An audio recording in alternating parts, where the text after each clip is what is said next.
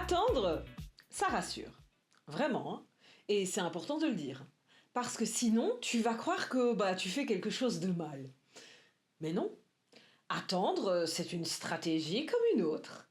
Parce que tant que tu attends, t'es tranquille. Tu n'as pas à te confronter. Tu n'as pas à te montrer. Tu n'as pas à prendre de risques. Tu restes dans un espace connu. Un espace où tu contrôles, tu anticipes, tu imagines. Et dans cet espace-là, tout peut se passer nickel, hein, puisqu'au final, rien ne se passe vraiment. Et c'est ça qui est intéressant.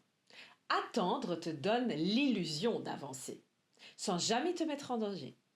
Tu réfléchis, tu analyses, tu te prépares, et tu peux même avoir l'impression de faire beaucoup. Mais dans le concret, rien ne change. Non. Et c'est là que tu entres dans le piège de l'attente. Parce que tu n'as pas l'impression de fuir, tu as l'impression de construire. Alors que, en réalité, tu ne fais qu'éviter. Tu évites quoi? L'exposition, l'imperfection, le regard des autres aussi. Le fait de ne rien maîtriser. Et encore une fois, c'est complètement humain. Mais regarde le prix. Parce que ce que tu gagnes en sécurité, franchement, tu le perds en évolution. Tu restes dans le « je pourrais ». Tu vois ce que tu pourrais faire. Tu imagines ce que ça donnerait. Tu te projettes. Mais tu ne le vis pas.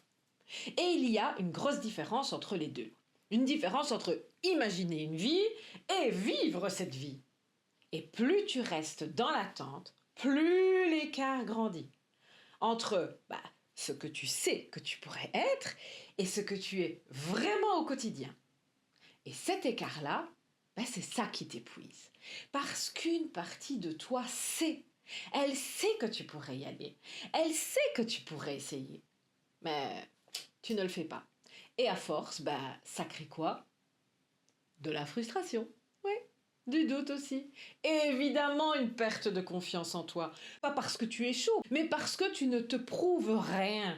Tu restes dans l'intention. Et l'intention, ça ne construit pas la confiance. C'est l'action. L'action, oui. Même imparfaite, même bancale, même inconfortable.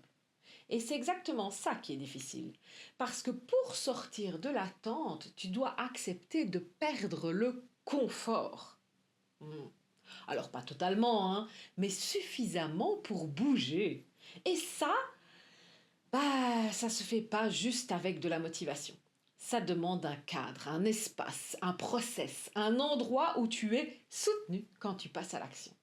C'est exactement pour ça que j'ai créé le Positive Club. Chaque mardi soir en ligne, on se soutient. Pour que tu ne restes pas seul dans cette salle d'attente. Parce que seul, tu peux très bien y rester, mais des années. Hein.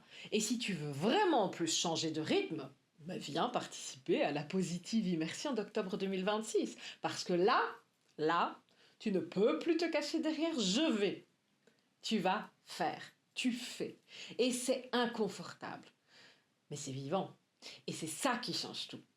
Alors aujourd'hui, pose-toi juste une question honnêtement, à toi-même. Est-ce que ce que tu fais, tu le fais pour avancer ou est-ce que tu le fais parce que ça te rassure? En attendant, évidemment, tu trouveras tous les liens en description pour venir découvrir le Positive Club ou, pourquoi pas, la Positive Immersion en octobre 2026. Et d'ici là, je te dis let's go pour tes plus beaux rêves. Je suis Déborah, Positive Coach de ta vie et je te donne rendez-vous demain dans la prochaine 5 Positives Minutes. À bientôt!